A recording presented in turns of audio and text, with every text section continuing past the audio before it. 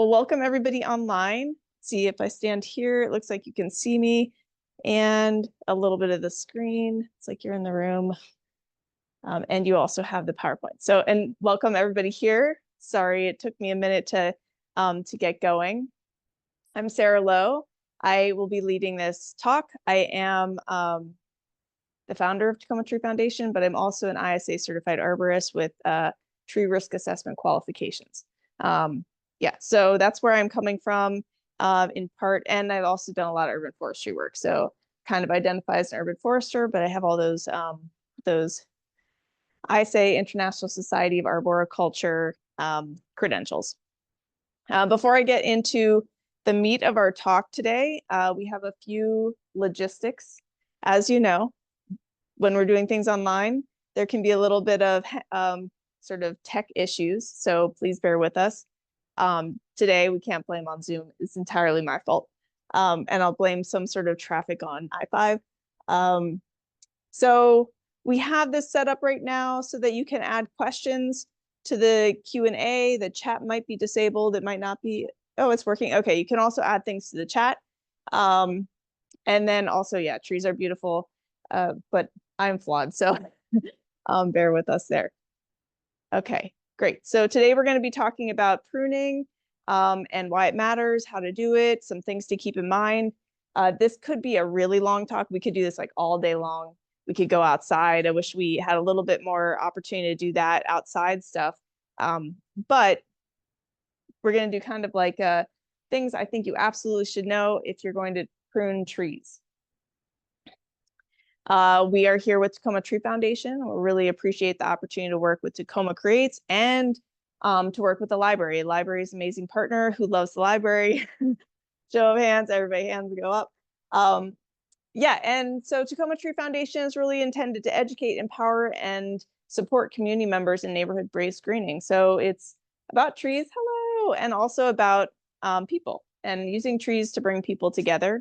And we use education to help people do a good job with the plants. Yeah, so we're growing and sustaining a greener, healthier, and more connected Tacoma and surroundings. Any questions? Okay, great. Whenever we are doing a talk, I would like to acknowledge that we are on the Puyallup traditional homelands. And other Coast Salish people have used this area for time immemorial, have cared for and stewarded the place where we are now. And so whenever we're doing a talk, kind of trying to keep that forward too, that we're doing this in kind of solidarity, I guess you could say, with all the folks who have done it in the years past, and a recognition that the Puyallup people are still here. Their land was taken away, much of their land was taken away, but they're still working to steward and care for it. So our work helps support that too, hopefully, and hoping that everybody will also kind of keep us on task for that as well. Today, we're going to talk about specifically how to take care of trees so they don't get sick, how to prune trees so they don't get sick. Anybody have a bad experience with pruning? Maybe just a show of hands where you prune something and then the tree died a year later or something? No? Well, that's great. We'll keep it that way. All right, so just a couple things to keep in mind when we are talking about trees. We have to talk about canopy. Like when we're talking about pruning, we're talking about pruning branches. Branches have leaves, that sort of thing. And those leaves and branches and stems make up the canopy of the tree. They make up the crown really of the tree, but the canopy is that sort of two-dimensional way that we think about trees. And when we measure how much canopy we have, how much cover we have in a city, we're interested in that two-dimensional kind of space that trees occupy. But when we're pruning trees, we're of course thinking of that whole crown and that three-dimensional space that trees occupy. Yeah, that's pretty much it. So a healthy tree means healthy canopy, means a healthy crown. And it means that all those leaves are intact and doing their thing, because what do leaves do? They turn the beautiful sun into sugars, and those sugars go into the roots, and amazing things happen from there. We're not going to, yes. On the other side, can I? This is tricky. Can you see the, I don't know if I can. See, here's this. If I move this over, all the way over. Okay. Okay, great. All right, so benefits of canopy. I just like to make sure we're all on the same page with this. Trees provide cooling, they reduce flooding and stormwater runoff, oxygen, reduce carbon dioxide. They create mental restoration opportunities for us to relax, beautification, wildlife habitat, and pollinator habitat. Among other things, we could probably come up with a longer list. In order for those things to happen, we need that full crown, that, or, not the whole crown, but we need at least an intact leaves and branches to make all those good benefits happen. Oh, okay. I'm not sure what's happening now.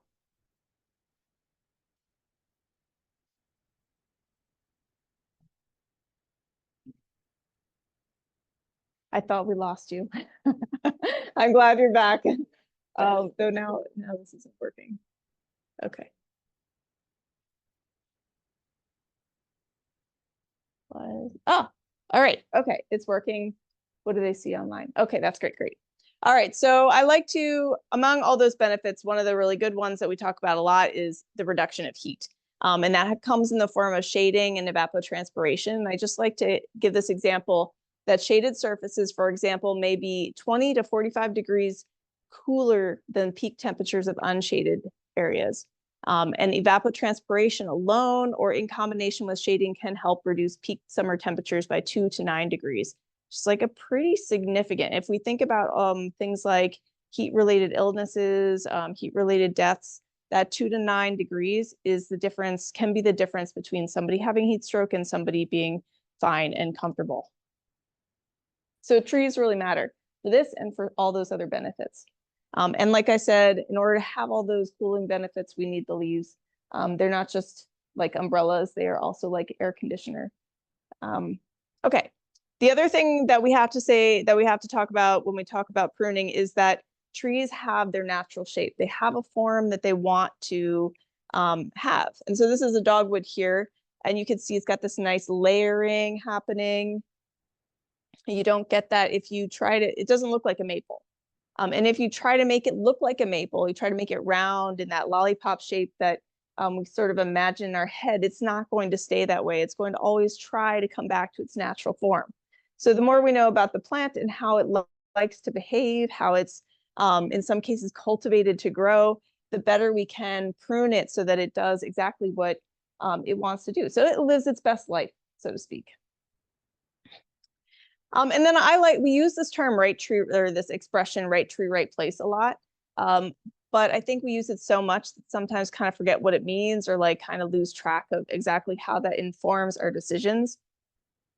So I like to think about it sometimes it's like right tree to meet the intention.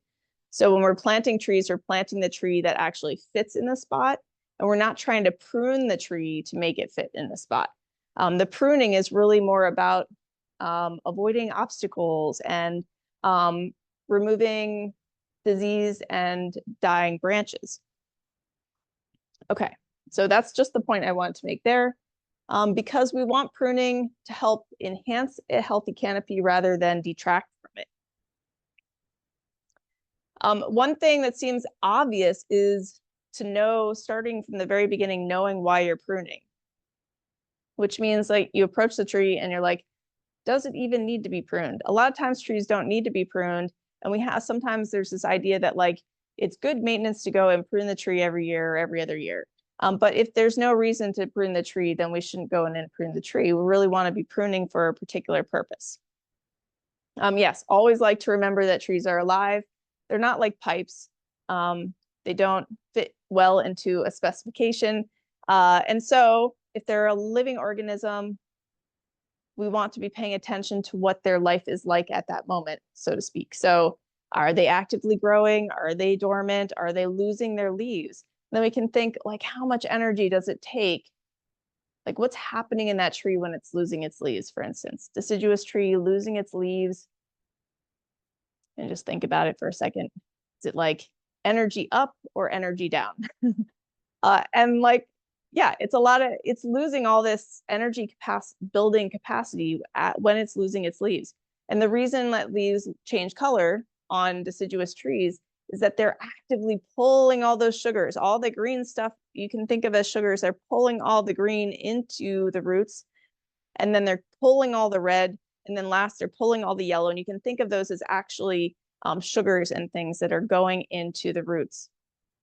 So if that's happening and you were to prune, right when it's pulling all that energy down, what happens to all those sugars in the leaves? Do they get to the roots?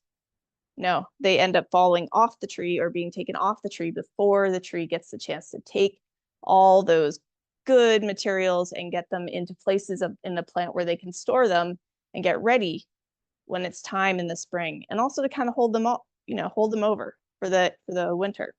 Okay, less is more. I think, and I think I'm not alone with this, but good pruning, I'm trying to also look at the camera here. Good pruning also doesn't look like anything. I mean, I think a really well pruned tree, you walk by and you don't even notice it's been pruned. You're like, oh, that tree looks nice. And you're not thinking, oh, look at that pruning cut that they just made. I mean, I do notice that, but hopefully that's not the thing that people are noticing. Okay, so why prune trees in the first place? If it's not always necessary, why would we do it? One is for clearance. So we can think over sidewalks. That's a big reason that we need to prune. We're supposed to, if you're in Tacoma, you're supposed to be pruning up to 8 feet so that people can walk by with, the tallest person you know can walk underneath that tree. So Tim can walk underneath that tree without hitting their head on any branches and without having their visibility affected. And then over the road, we need it to be over at 14 feet is the recommendation guidelines in Tacoma. And that means you can think about, so the trash truck or the recycling truck or compost comes by and they pick up that container and they put it in the truck. Are they hitting a whole bunch of branches when they do that? Are they having to go around into the middle of the road in order to avoid the tree? So we want to be pruning for those kinds of things. And you can think about it too, if the truck doesn't have any choice and they have to stay close to the sidewalk and they have to hit those branches, what does that mean for the tree? It's a lot better for the tree to be pruned properly than to have the branches broken because a vehicle has interacted with it. And you can think the same thing about, somebody being annoyed when they're walking down the sidewalk and they just break the branch because, oh, this hit me in the face again for the 3rd time this week. So not anymore. Sightlines are another thing. That's something that comes up a lot. People like to be able to see. And sometimes that also means, like this comes up a lot around schools, that there's a camera out, and probably at the library too. There's a camera outside the building, and that camera needs to be able to access the place where it's focused on. If there's a tree branch in the way, the camera is not effective. We presume the camera is there for a good reason and is recording, for safety purposes. So we want to make sure that those branches are pruned so that the camera is functional. And then, of course, preventing future conflicts. It kind of goes back to things like the trash truck, but we could also think in terms of branches running into houses. We can avoid that. Well, they're not running into houses, but growing into, onto roofs and things like that. And then we can encourage good form. We get trees that are cultivated, and sometimes they have like cross branches. I'll talk about this in a second, or they just have funky things happening, or sometimes they come with, I'll talk about this too, but these 2 codominant stems. And that's something, especially when the tree is younger, that you can prevent with some good pruning. So that's another reason we do it. And then, of course, a big one is removing hazardous branches. There are any number of reasons a branch can be hazardous, and those are sort of high. It should be on the top of the list, really. Highest priority is to use pruning to remove those hazardous branches. I will also say that often trees are given a poor condition or are seen as a problem because the hazardous tree branches have not been pruned out. And there's a lot of mitigation. Pruning can be used to mitigate a lot of hazard if we used it regularly, instead of declaring a tree unsafe because it hasn't had any of that corrected or that maintenance pruning. Okay, So what are we pruning? You can pretty much always prune dead and dying and not worry about it. I will make a quick note here, just show you a little picture, that birds and other things like dead and dying branches. So you don't have to prune it just because it's dead and dying. This kind of goes back to, are there conflicts? And if you don't like the way it looks, I mean, that's your prerogative too. You can remove that branch. It's not an issue. But it's not like it has to be done. And then steep angled branches, branch unions, I'll show you that in a second. Cross branches is exactly what it sounds like, and I'll show you some pictures of that. Water sprouts, also called epicormic sprouts, and suckers, which generally come out of the base of the tree. So again, it's okay to prune those dead and dying branches, but you don't have to. And the birds really like it. And around here, I mean, I've observed scrub jays love those dead branches. They love the insects that are growing on the dead branches. This is not a hummingbird from here, but our native hummingbirds really also love to hang out and get to know each other on those little dead branches, especially if it's an oak tree. Okay, so steep angled branch unions. Okay, I can point to things. Is kind of like, this angle is what we're talking about right here. The more perpendicular the angle, the kind of better it is. It's like, yeah, better it is physically. Like if you can think of, I like to think trees have a PhD in physics. They already know, they know how to do things. And if they are growing straight out this way, it works pretty well. The closer it goes up, the smaller this angle, the more problematic that becomes for the tree. And the more likely that you're going to see a big broken branch. So you see this here. Some of the things you can imagine, if you look here, this is like the beginning of decay. And trees, kind of the expression in arboriculture is trees don't heal, they seal. And I just like to kind of bring that up. When we cut ourselves, put a Band-Aid on it or whatever, and there's a process of healing. So new cells are replacing those ones, and they might be scars, you know, might look a little different, but it's still healed skin tissue. But when you have a tree that's been wounded, it will never heal. That wounded tissue will always be there. But what it's doing is it's growing new cells over. So it's just kind of closing up. So a little different mechanism. So what you're seeing here is like water, you know, kind of gets trapped in there. It can cause some decay that goes down. And this would be considered a weak union. And what happens over time, as they get bigger, those branches get bigger and bigger, this is where we see branches break. And at times they can be really big branches. This is kind of characteristic of a Bradford pear, which is why we don't plant them so much anymore. Bradford pears are big problems in Norway maples too. They both have these big kind of co-dominant stem situations and poor branch unions. Here are just some more photos of that. This is called included bark, which means that it's starting essentially growing into each other. Yeah, I think I'll leave it at that. Yeah, okay, I guess this is the point, is that this is a stronger union and this is a weaker union. I think that, what's that? With this one below. I don't know what that illustrates, actually, to be honest with you. I don't want to assume that, because I would actually, yeah, I don't know.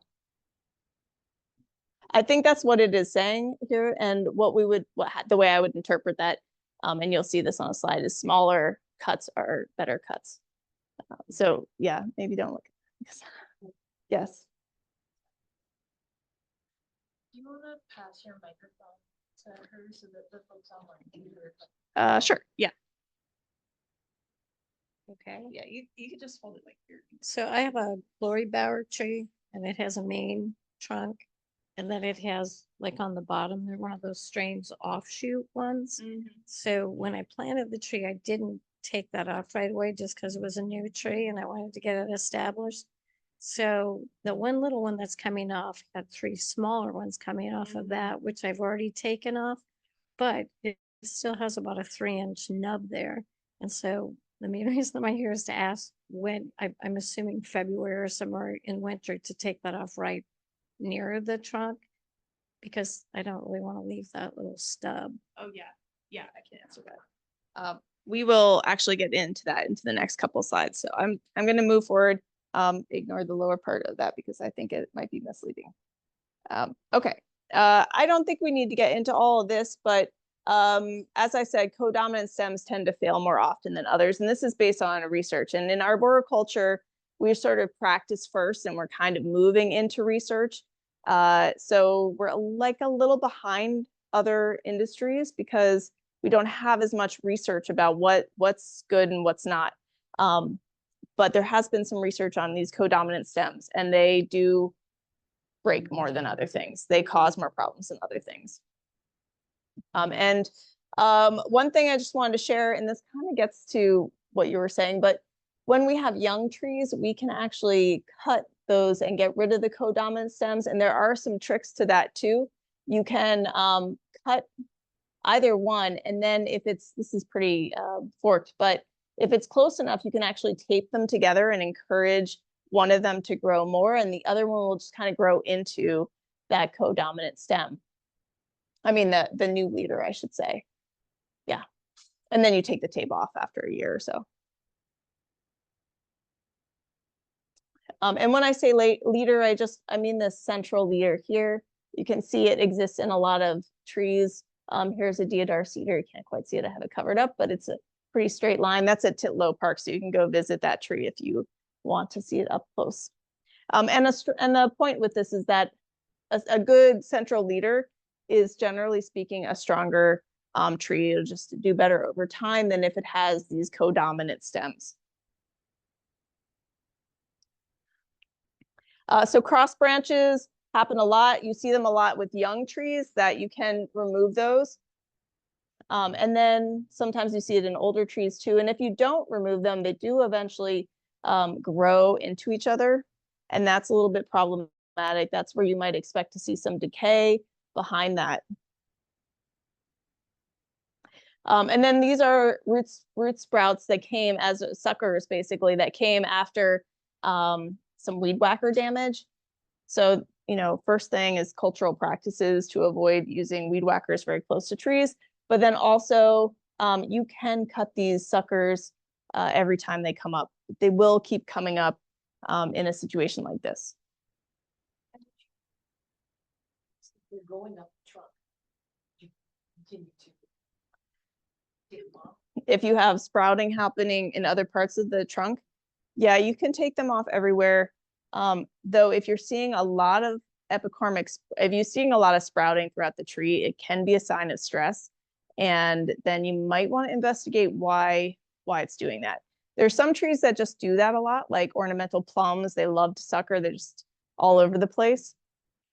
But some trees do that in response to, various stressors. Okay, so when to prune trees? So that gets to one of your questions, I think. After a tree is established, so it is good to wait. And there is, again, some research suggesting that, or that says, supporting that if you just planted a tree, even if it's good corrective pruning, like cross branches, to wait a couple years to do that, because it will establish better if you don't mess with it too much. And then avoid the fall. This is a really important thing. As I mentioned, you want all those leaves to get all those good sugars and things down to the roots before you do anything. So really the key is when it's dormant, when the tree is dormant in the winter. You can also do an early spring before buds break. But when the buds are breaking, you can think this is another moment when the tree is putting a lot of energy into one particular activity. And so you don't want to interfere with that. Avoiding pruning while the tree is actually in that bud break time, because it's putting a lot of energy into making flowers. And then you can usually do it in midsummer when the growth is mostly stopped. Like a lot of our trees aren't doing a whole lot in say, July. The only caveat to that is if the tree is stressed, as some of our trees have been the last couple of summers, you want to be careful either not to prune or to prune more minimally so that you're not increasing the amount of stress to the tree. Is that clear? And does that answer your question about timing? Okay. Yeah, that's good. Yeah.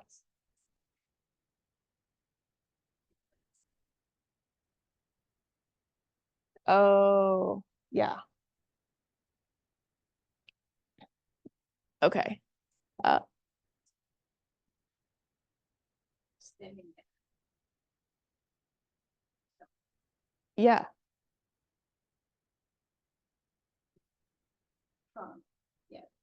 Yeah, good call. Yeah. Yeah. But yeah, we'll get to that in just a second too. Yeah. Yeah, you do want to cut the nub off, but not yet. Or I mean, you've been making a good choice not doing it yet. Yeah. Yeah, so when you have young trees, just is the tree established? That might be 2 or 3 years, but some trees take 5 years. And so you kind of want to wait to see that there's some vigorous growing happening. When it happens, you see it and you're like, yeah, we're on board. I just saw some trees the other day. I was driving down the street. Where was I? Shoot, I forgot. And it was like, wow, those trees were just planted. They look great. I turned the corner and saw some other trees planted about the same time. They did not look great. So trees planted at the same time won't necessarily be ready for that like structural pruning at the same time. And the point here is pay attention to what's actually happening to the trees at the time of planned pruning. And then does it actually need to be pruned? Okay, and how much can you prune?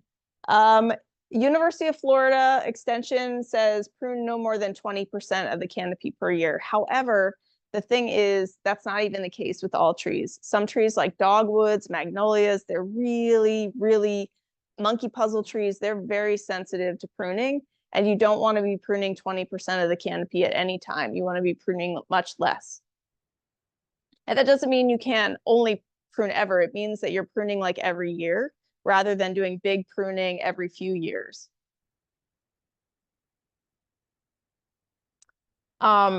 Yeah, I just a note of safety because this is important, that it's always good to wear gloves. I have scars on so many of my fingers because I was like, it's just pruning shears.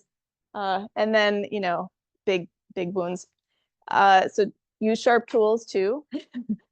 Sharp tools are safer actually than dull ones. And then before you cut, look at the tree carefully. Once you cut, you can't undo. So that's a big takeaway here. Yeah, there's only one chance to make that cut. I like bypass hand pruners. I'm going to move this for a second if I can.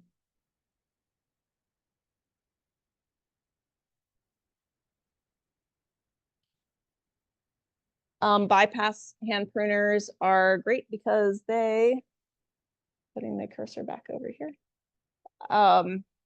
they don't pinch the stem when you're using them. The same thing goes for bypass loppers. Same thing goes if you're using pruning, if you're doing something with a extension on it. Also love a good saw. Tooth is great.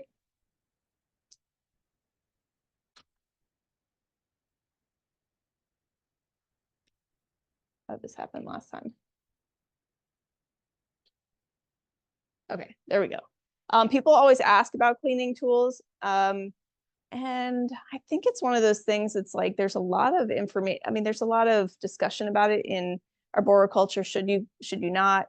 There are some diseases like Dutch elm disease that can be moved by pruning shears or hand saws or any of those things from one plant to another. And then there are other things that we don't know, right? That could be moved from one to the other if we don't even know a tree is sick. Do we really want to do that? And then there's just this practice, the practicality of cleaning your tools all the time is sometimes not realistic. However, I really like Linda Chalker Scott has some recommendations for using essentially Lysol and just spraying the Lysol on your tools in between different plants. It seems a bit more practical than some of the other options, and it's considered effective for a lot of things. I think there's like, I don't know if it's really been tested for like Dutch elm disease or that kind of thing, but I think if it's like everyday use, that Lysol's a nice option. Oh yeah. Okay, bypass just means that like it, what does it mean? It means that there's some overlap between the two blades. So when you do it, it's kind of like a scissor, more of a, not a scissor, sorry. Yeah, I guess it's like a scissor, but it's, you could think of it as like semicircle blades that overlap. And the opposite would be this kind of clamp style that cuts like this. And when they cut like that, they just squish the branch. If you've used them, you've probably noticed that it works all right for some shrubs if you're doing a lot of fast work and the shrubs are really tolerant to pruning. But if you're doing trees, the bypass is better. And like I said, they're kind of crescent shaped and the blades overlap. Does that make sense? About the bleach myth on the next slide, please. Bleach myth. I can share this article from Linda Chalker-Scott. I think that's, yeah, probably the best way to go. So I'm going to say no, I don't want to get into the bleach myth. But I'm happy to share this with attendees.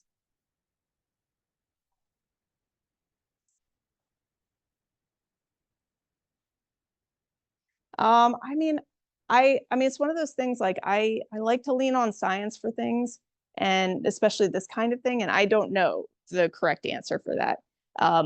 Even the Lysol, I mean, basically, if you're using something strong like a bleach or Lysol or alcohol, you're probably going to kill a lot of fungus and that sort of thing. But to what degree? There is information about specifically Phytophthora, which is a really big problem as far as that causes like a root rot, basically. And that recommendation involves bleach, which is not part of that bleach myth that Linda Chalker-Scott talks about. So I guess my answer is you can try it if it's something practical and it doesn't damage your tools, then it's probably, oh,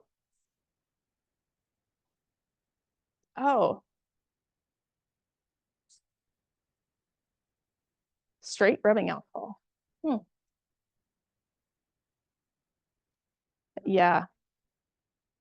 It's one of those things is like there's just no really strong science to support one way or the other, but except around the Phytophthora. Otherwise, we're just kind of leaning on good choices. And, you know, I kind of point to Linda Chalker-Scott because she's done some research on the Lysol as being effective. But there's so much stuff out there.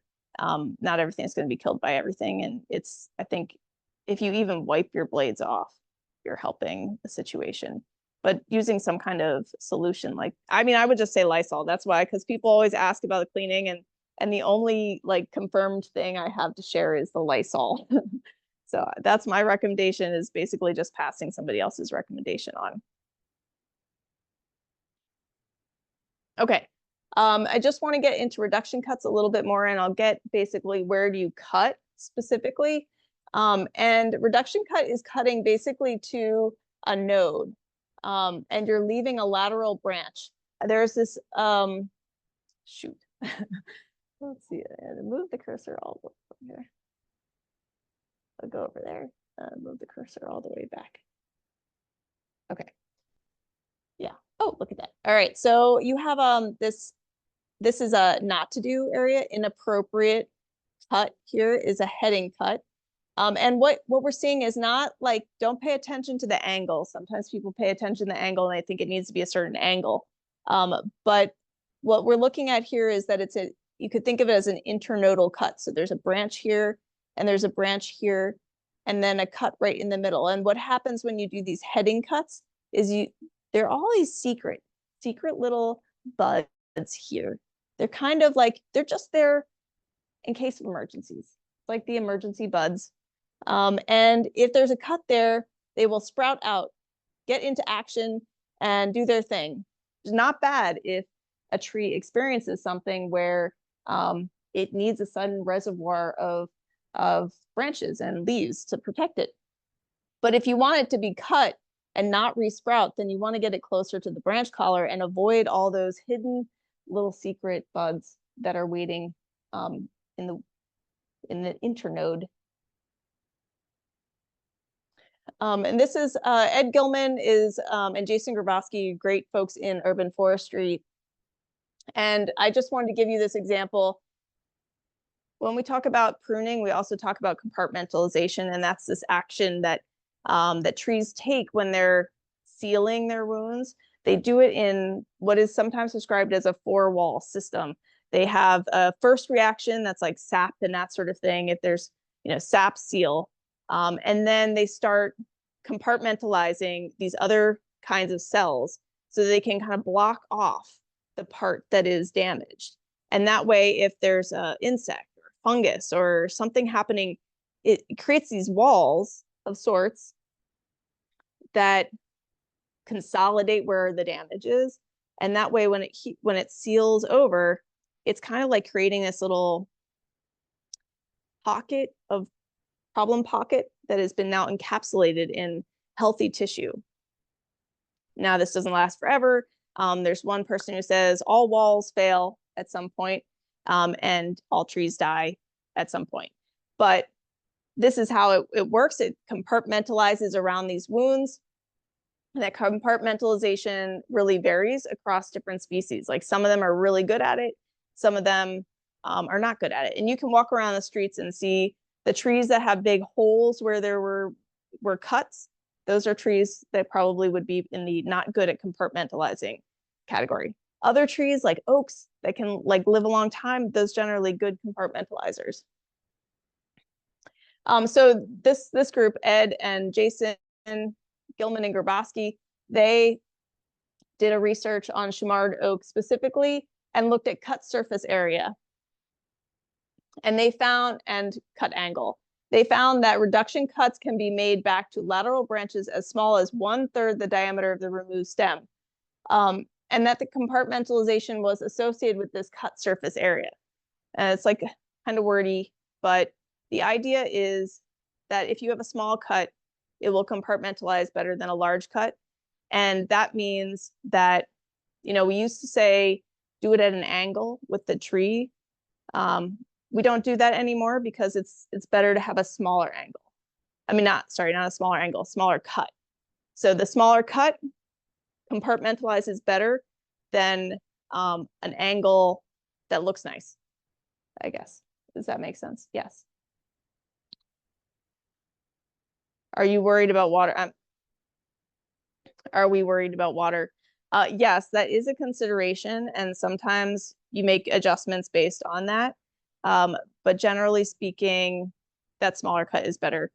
But they were only looking at Chamard oaks. So, you know, that's another thing to consider. Like if we looked at a whole bunch of different kinds of plants, you know, maybe some that are more vulnerable to water damage or something maybe they do respond better to the angle cut. But I think it kind of makes sense with this compartmentalization that the trees would do better if it's a smaller cut versus an angled cut.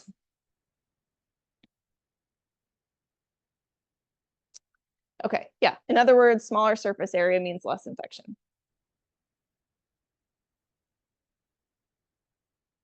You can also do removal cuts, which means cutting the entire branch of a branch collar. Just hold that thought for a second, though. Like if you're cutting a whole branch, then, you know, going back to that 20% or less, you know, that might, hopefully it's not a huge branch. Okay, I like to get into also this branch collar. Check the time real quick. On every tree, and this is a good thing to like look around at trees at their branch collars because they look different on different trees, on different species.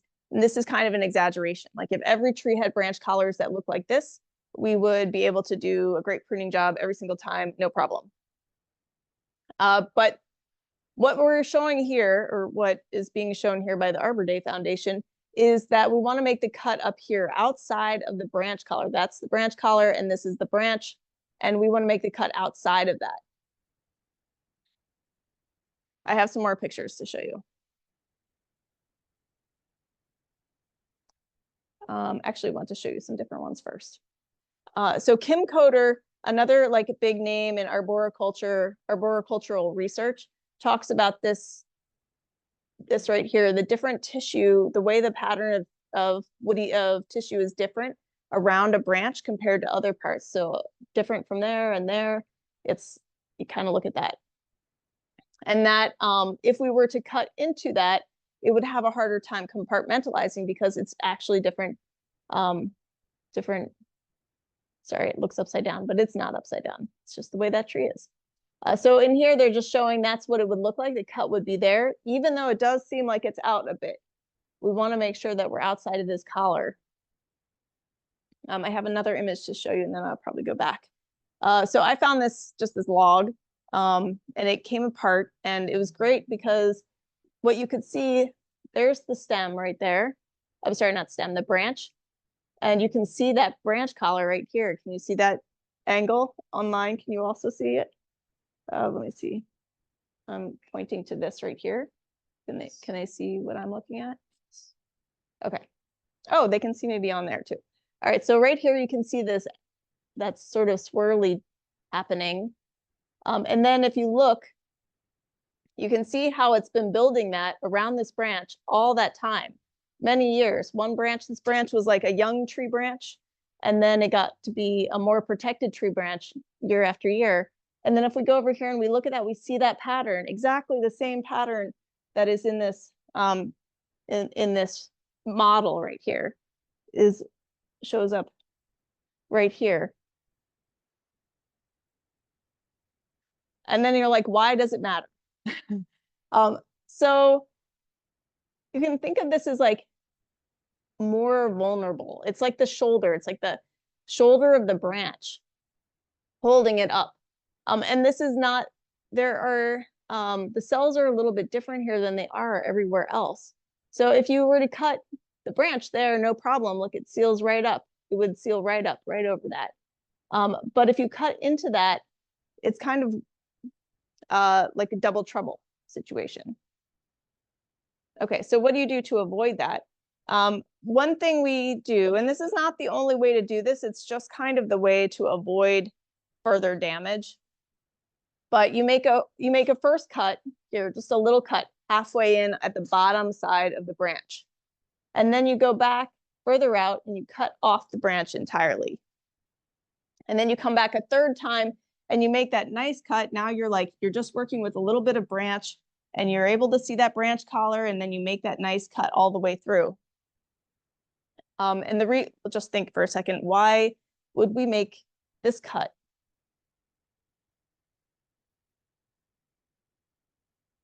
And I'll just tell you the answer. What can happen sometimes if you just cut here, then the branch, as you cut, say you start cutting that way, start cutting the branch, the weight of the branch starts pulling it down. And if you keep going, sometimes it goes faster than you can keep up with, and it starts to go like this, and it starts to peel away. And that's when you start seeing, you'll see this on some trees, that there's just a big scar right under here where the branch had peeled away. And that's what happens sometimes during storm events too. We can't do anything about that, but we can do something about it when we're doing the pruning. By cutting this off, you take a lot of that weight off. So that makes it easier. And you can imagine, depending on the branch you're working with, you could choose, you're like, I know I want to remove this branch, just cut off some of that weight. And maybe you don't need to do that. Like, this is a pretty small tree. You probably don't actually need to do 3 cuts, but this is good practice. So if you're practicing pruning, trying this 3-cut approach, it's good. And then you can kind of refine on your own as you get more comfortable with it. Okay. All right. So another why do we do this? One of my day job, I answer certain questions from certain people. And certain times a year, get a lot of gnarly looking plants, a lot of plants that look like this. They're just oozing this like black slime. Sometimes it's white or gray. Sometimes it's also mixed with sap, and it's like gooey and sticky. And they look all different ways. Sometimes it'll be a whole bunch of branches. And oh gosh, one of them was a magnolia. It was like, just put it out of its misery. It was so bad. But so what's happened here is that the cut was not made, they cut into that branch collar, It wasn't, it hasn't been sealing over properly. It hasn't been compartmentalizing, and the tree is reacting to an infection. So it's gotten infected.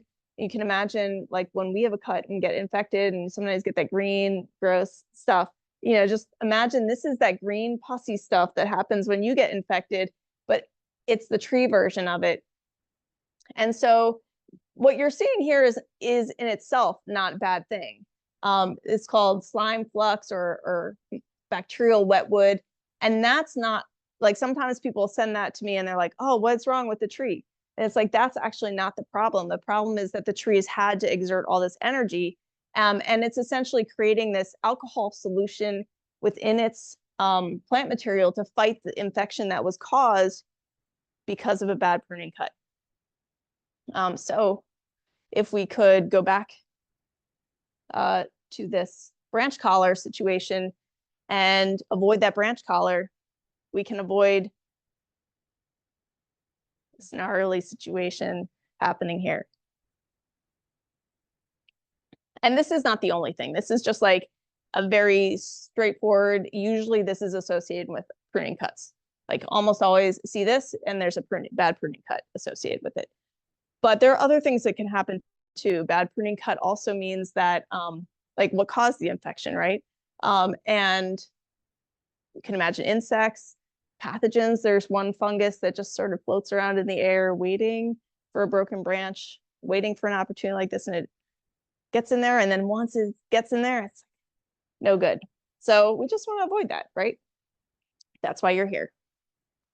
And that's why we also say no to, well, we say no to heading cuts for a different reason. So I'm just changing gears a little here. We're back to this heading cut. Remember, it's internodal. Remember, there are all these little secret buds waiting just in case of an emergency. And then we have situations like this. Yeah, this would be topping. And topping is essentially lots of heading cuts. And heading cuts, in this case, you can think of topping also as indiscriminate cuts, right? So they're not, people coming to this to do the pruning aren't saying like, oh, what should I, I'll prune here, I'll choose this, I'll do my three-point cuts. It's just kind of like cut, cut, cut, cut, cut. I'm gonna shape it like a maple, right? This is the kind of, you can see it's like, oh, it looks round, just like the one I drew when I was 10 or 5, something. I should give myself more credit. Anyway, I went back and visited these trees a year later and they were not looking good.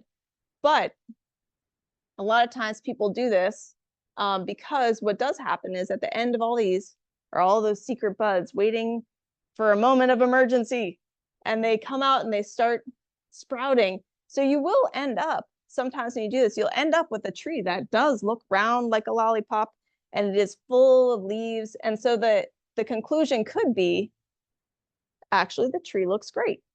This did exactly what I wanted it to do.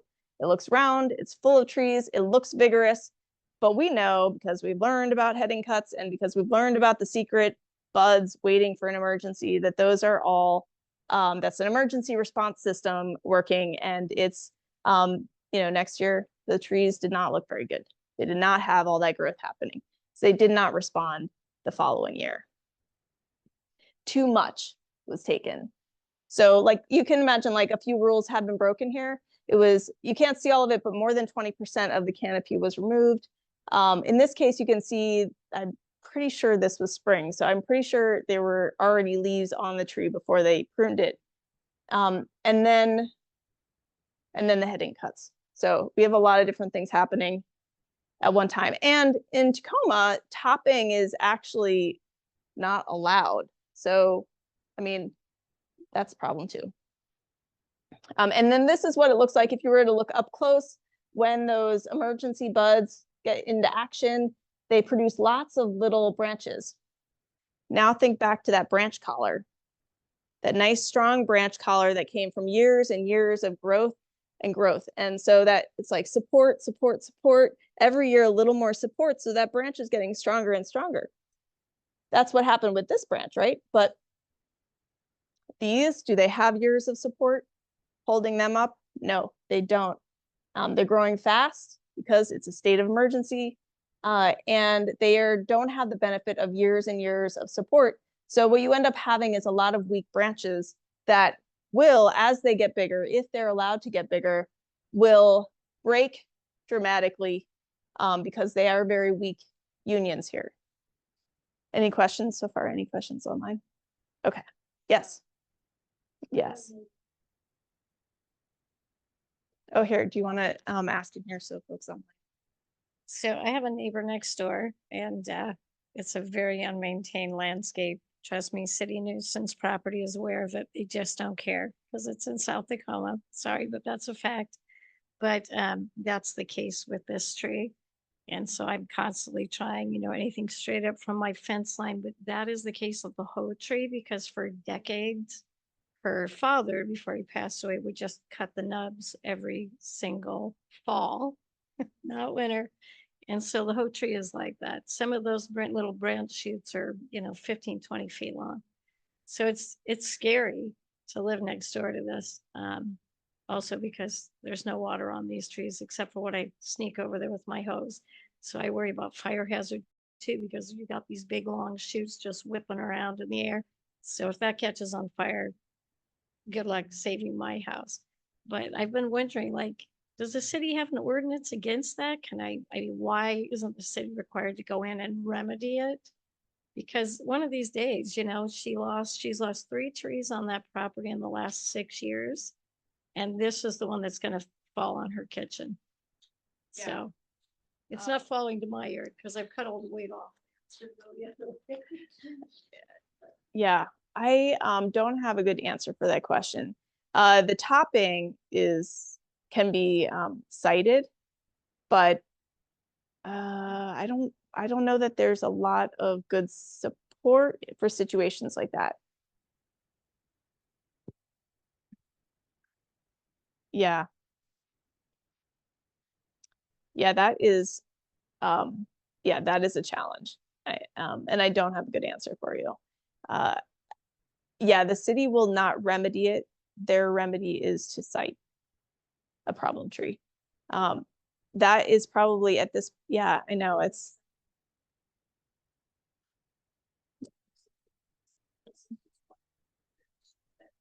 I know. And yeah, that's one of those tricky situations where, I mean, because we're sort of in the business of educating and supporting community members that, I don't know if they're receptive to education on pruning, but that's kind of the angle that we can support. The city is sort of a different subject. Yeah. Yeah. And it's 5 minutes to go. Oh. Oh, okay. Oh, yeah. So the extra information that I found is that topping is illegal on City of Tacoma public property, not private. So if it's on public property, you can cite it and then something should be done about it or somebody will be fined. But then private property, like you're speaking about, that's not regulated by the city currently, although we would love it to be to some degree to protect our tree canopy. But yeah, that's the situation right now. Okay, awesome. Thank you, Eden. Okay, well, I do want to move towards something else that comes up with topping. And that is, and I just had this conversation with someone the other day who was in urban forestry, that there's pollarding and there's topping, and they're not the same thing. If you go to Europe, you sometimes might see it's very popular in Europe to do pollarding in very like fancy environments, is lack of better way of putting it. And the idea with pollarding is that you do end up with these epicormic sprouts, but the situation is a little different because they're not making an indiscriminate cut that makes for a large wound. It's something that starts early on, and then they continue to cut every year those small epicormic sprouts. So what you end up with at the top of the tree is like a knuckle. It looks like a knuckle. So you get a lot of small cuts. There are some trees in Europe that have been around for a long time. I want to say like 500 years of pollarding. And it can be done well and serve kind of a cultural purpose. But it's not the same thing as topping. And a lot of it comes to that word of indiscriminate versus intentional and planned. Pruning is something ideally we're doing in a planned way. And when we're doing indiscriminate cuts, that's when we really run into problems. And that pollarding is extremely labor intensive. Like you have to come back every year and think about it again with those terms of like the smaller the size of the cut, the faster and better the tree will compartmentalize and seal. And if there are lots of little cuts, it will be able to seal and be fine. But when we have a situation like this, those are big cuts. This would not be considered pollarding, even though from a distance maybe it looks similar to trees that you see in Europe. But what we're not seeing are those knuckles appear from years and years of planned pruning. So we can kind of look at it from a few things. Pollarding is intentional. It does involve heading cuts that stimulate growth, but it's smaller branches rather than large branches. Small branches are removed from the same location every year instead of having many weak branches that are allowed to grow. And the cutting looks like a knuckle instead of the cutting what we saw in that picture where it's just kind of straight out cut. Yeah, and then the cutting locations are able to heal without damaging the tree. And with topping, you often see the tree, while it responds that first year, maybe even the second year, it does generally start to do worse after several years. Okay, I think I've almost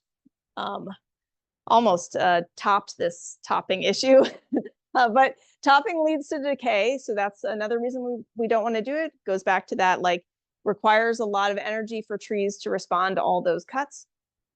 You end up with these weak branch attachments, so you also create problems later on. And then you end up with a lot of twig density, which is also kind of challenging in certain situations too. I think I've covered that pretty well. Oh, and yeah, this is an interesting, coming from research, that heavy pruning may result in diminished tree crown capacity for sugar production and exposure to fungal infection. This risk leads to a decrease in tree stability and vigor. So it just kind of going back to that, like it's not producing leaves. And so of course it's going to reduce, I mean, it produces leaves, but it is very labor intensive for the tree. Okay, so if we go back to this, like how much are we removing? We're only removing 20% or less. I thought this is a tree in Proctor in front of the Wheelock Library. And I just tried to do kind of a visual assessment that's like 10%. This is like 20% of the tree being cut. You can see that's not a lot of the tree really. So even a big tree could have 20% cut. It shouldn't look that dramatic when you leave it. There should still be a lot of tree left. 80% of the tree is still there intact. Okay, now we're at pretty much a little past time. Sorry about that. And do we have any questions online or in the room? Oh, are we perfect? Okay. So if you have, is it working? Yeah, it works. If you have a tree that you've trimmed the tips and it does that blush, do you go back and take those off later, or what do you do? Because I've kind of done that on one of my Japanese maples, and I'm thinking, uh-oh. Yeah, that's a great question. So if you do cut a branch and you get all that epicormic sprout, can you fix it? Is it repairable? And it is. You can kind of selectively remove tree branches and try to encourage one branch to dominate, so to speak. And you can even do that little taping thing where you pick one branch and then you tape the adjacent branches to it so that it encourages one branch to take the lead. Yeah. Another caveat I should say too is if you have a Japanese maple or something that's maybe a smaller tree, all these issues I'm talking about, they get bigger and bigger when the tree gets bigger. Like it's more significant issue. When you have a smaller tree, you can get away with a little bit more, especially with something like a Japanese maple. And that is okay. Like, yeah, and the only way, I mean, oh yeah. Yeah. Oh yeah. I've totally seen that. And so another thing you can do is go back to those branches and look for those, look for the node, the next node up and cut there. Yeah, so don't just cut the sprouts, but go back. So let's say the sprouts are coming out from one point, that internodal area that we were talking about. Go back to where you see another bud, a quiet bud that's just waiting back there, and then cut right next to that bud. And you might find that you don't have any sprouting from there. If you do have sprouting, then you might need to try to train one of them to go. But there, you can go like a garden center, they'll have, oh, did you? Did like, I had some that were crossing and I just kind of pulled them down a little bit. Yeah, Tried to tie them to other branches to try to get them to come down rather than cross over. yeah. Yeah, and you can get away with that with Japanese maples. They're kind of conducive to that. So yeah, don't feel bad if you've done this. It happens. We all do it. At some point, if you prune enough, you're gonna, yeah, of course. Yeah. So I would just go back, take a look at it, see if you can find that spot where there's a bud, and maybe try a little corrective pruning, and don't worry too much. Yeah, not right now. Maybe wait like a couple months and wait for, it's nice to do it on a dry day if you have that ability. Yes, exactly. It's perfect. Okay. Oh yeah. Okay. I should really come prepared for that. I always get questions about fruit tree pruning. I mean, the only so all the things that I said today are all true of fruit trees, because they're still trees. So the only difference is that if you're trying to promote fruit specifically, then you can use timing to help with that. I don't know that I want to get into great depth, but as far as timing of fruit trees for fruiting, and typically you can get away with pruning more aggressively with fruit trees than you can with like a shade tree or something. Particularly, like I would say the exception might be like a Rainier cherry. They don't take so well to having the top cut, but things like pears and fig trees, wow, they're very, very forgiving to pruning. Yeah, so as far as timing goes, I don't want to kind of, fruit trees are special when it comes to actually trying to do pruning to promote certain fruiting results. That's the only thing that's different, basically. And for those of you online, the only thing different is like that you can do a little bit more. You can use pruning to help with fruit production. Do all these things, but then, you can get a little latitude for the fruit. And that goes back to that idea of like, you're not trying to grow a shade tree. And so the risk kind of goes away. As soon as, if you're keeping a tree at a short height, then you're not having to worry so much about the risk created by the problems that could be caused by a tree that gets bigger. Yes. Leaves.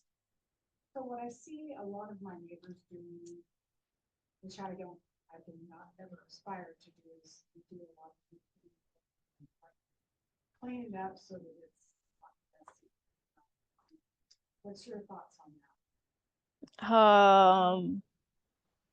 Oh yeah. So the question is, what do I think when people remove leaves for nuisance reduction? Kind of. I just feel like there are so many great landscaping companies out there that they could hire somebody to remove those leaves. Or, maybe we need like a program for that or something, because trees have leaves and the leaves are what make them great.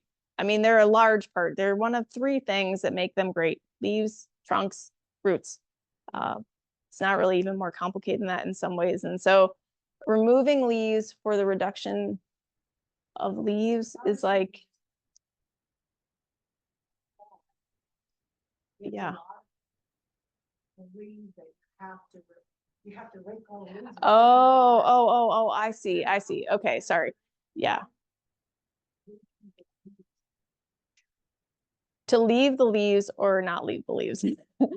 That is the question. Yes. Okay. Well, from a habitat perspective, a pollinator habitat, all that stuff, leaving the leaves is great. I think for some folks that's hard to do, that's hard to kind of get on board with. So I do kind of adopt a to each their own perspective on that. However, my neighbor's leaves end up on my yard and I love it because they make a great mulch. So, maybe it's a like, can I have your leaves? Yeah, it works out great for me because the wind blows all the leaves into my yard. And I feel like maybe that would be a problem for someone else. But for me, I have way less weeding to do in the spring. It's great. So yeah, it's my short answer. Leaves are great on the ground or on the tree.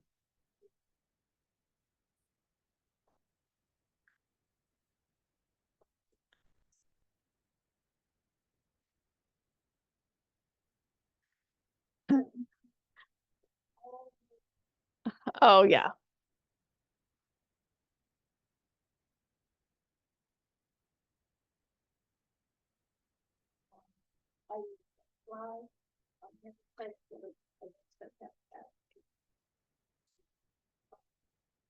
And we all have those great, if you're in Tacoma, you have the great composting yard waste bin. And, if you put it in there, it's going to get to good use too. So, yeah, it'd end up tag row and in a community garden, like one in this neighborhood. Yeah. So there, yes. Oh, here. Yeah, I'll give you this if you don't mind. Circling back to the 20% marker, it sounded like dogwoods might be an exception to that. Could you speak to dogwoods specifically? Several trees are very like tender. And dogwoods are one of them. Magnolias, like I said, and monkey puzzle trees are ones that, like, off the top of my head, they know they don't respond well to pruning.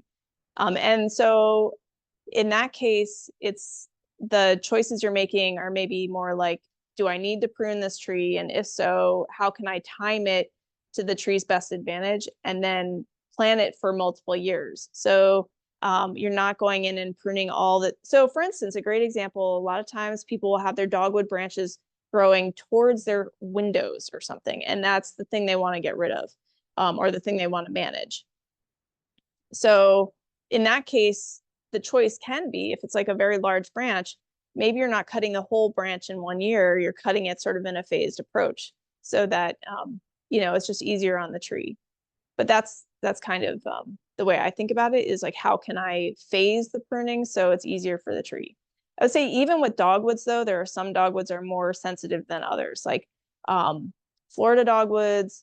I think based on what I've observed, Pacific dogwoods would be like this too, that they're a little bit more sensitive, but like a Coosa dogwood doesn't seem to be nearly as sensitive. And then there are shrub dogwoods that, you can prune like crazy and they're fine. You can prune them, cut them, put them in the ground and they'll grow. So it is kind of species specific too, though I'd say magnolias pretty much across the board are pretty sensitive.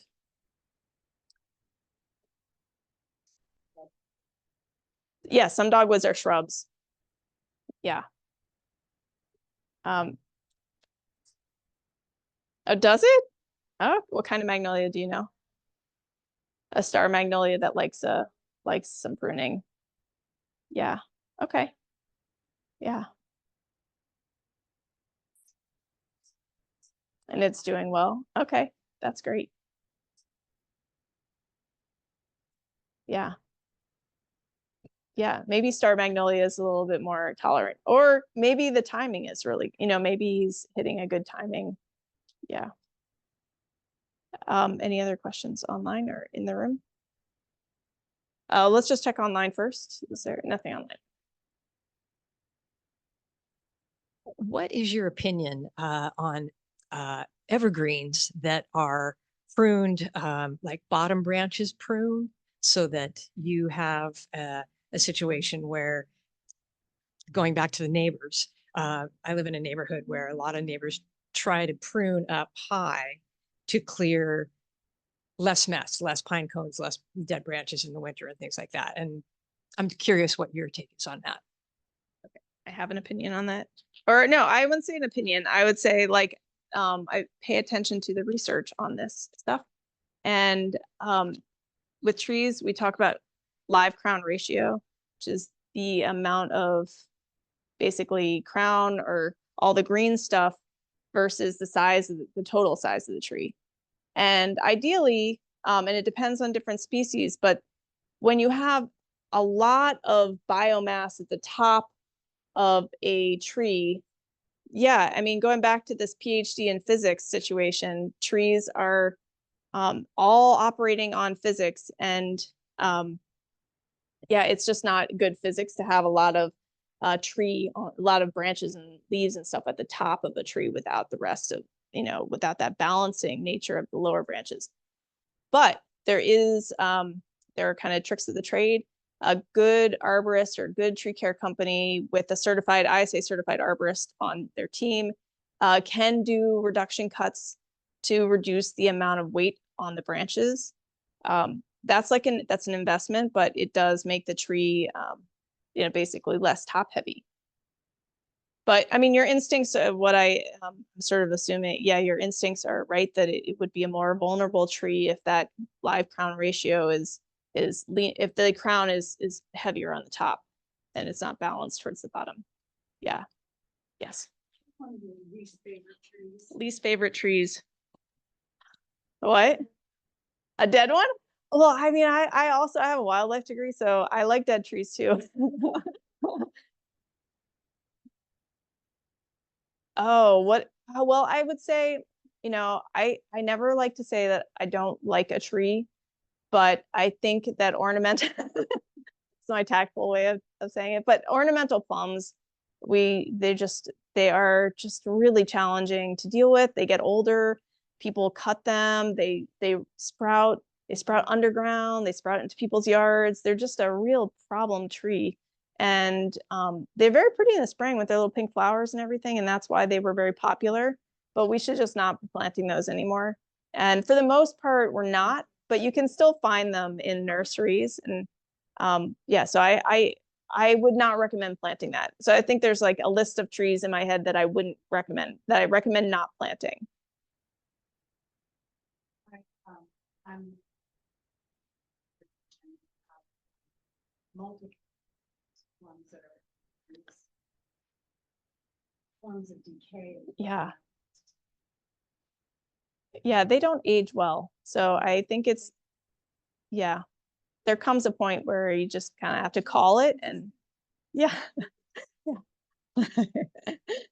Yeah, I went to this talk and this person. Oh, yeah. Yeah, they don't age well. And I'm Bartlett pears are, sorry, Bradford pears are kind of the same deal. They don't age well. And yeah, those are, I also am not a fan of ailanthus. So if you see that in a nursery anywhere, do not ever plant it. But I haven't seen one out here yet. Yeah, tree of heaven is its other name. Mm-mm.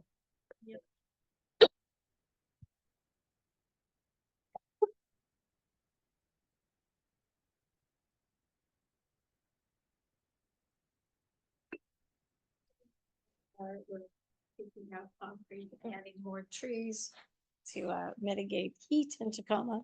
It was 108 in Tacoma. It was 114 at my house. So we also put in on the other side a crepe myrtle, so which is beautiful, and that the glory bower blooming, like at the same time. So I did great on that. They're very compatible color, blooming wise. But the myrtle is like so narrow and so tall, but it's branched out on the top. So I was surprised this second year of it that the lower branches didn't kind of emerge more. Is there a reason for that? Is there something I can do to help encourage that? Because, I worry we put this, beautiful flowering massive at the top, but I worry in winter. And yes, I got bigger stakes, and I have staked it up top for this second winter, just so that it's not, getting beat up. Is there a way to encourage those lower branches? I'm gonna say not that I know of. I mean, I sort of feel like, yeah, I'm trying to think. Unless the tree is stressed out, there comes a point where they don't seem to grow those lower branches back. So I've never really thought about that, but just, well, the crepe myrtles, Yeah.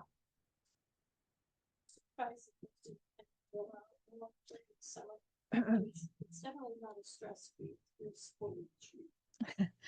The crepe myrtles, I mean, they are naturally shrubs. So you could get some sprouting from below.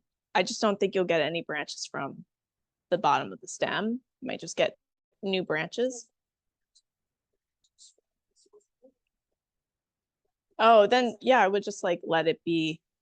Yeah, unless you want it to be single stem.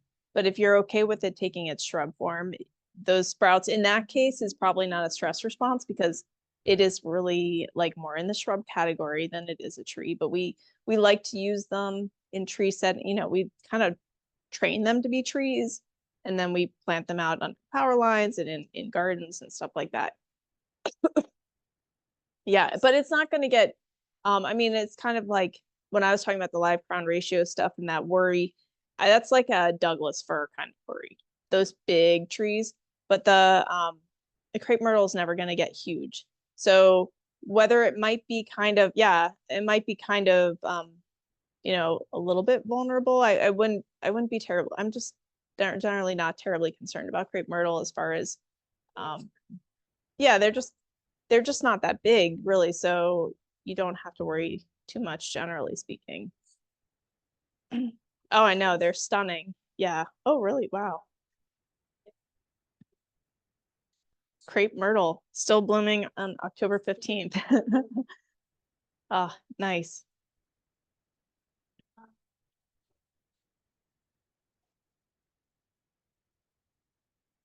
Oh, yeah. Well, I think that's awesome. And also, I think we're at our time. And so if anybody has additional questions, I'll hang out for a couple minutes. But thank you so much oh, I do have sorry. Okay, are they related to what's on here? That you can learn more on our YouTube channel. There's other stuff on there. And there are other educational opportunities available coming up. Is this what you're gonna say? Oh yeah, of course. Yes, so thank you all for being here, and for all of your great questions. Over here, I have some flyers for upcoming events. We have State of the Urban Forest, buy your tickets early.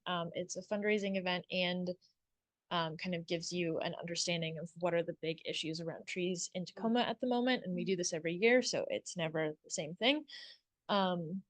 We have a soil health workshop, this down and dirty workshop, which is in person, and it is capped at 20 folks. So if you're really interested, I would say go and sign up for that as soon as you can. And then there's a couple other things floating around on that table that you can check out. But I want to say a big thank you to Mandy Sandoval and our TPL partners for hosting and collaborating with us on this and many more presentations. This talk is funded by Tacoma Creates, which is 1% of our sales tax makes this possible and funds Tacoma Creates. What else do I need to say? Yeah, I think that is all. Just thank you all for being here. Thanks for everyone online for sticking with us through our microphone and tech issues. Yeah. Okay. All right. Well, thank you everybody for being here. Thank you. Stay here for a couple minutes if you have any follow-up questions. Oh yeah, awesome. Thank you for subscribing to our channel, our YouTube channel. Yeah. Yeah. Awesome. Thank you for being here. Sorry I didn't have like a great. Cool. I think I got what I do. Okay. All right. There's a like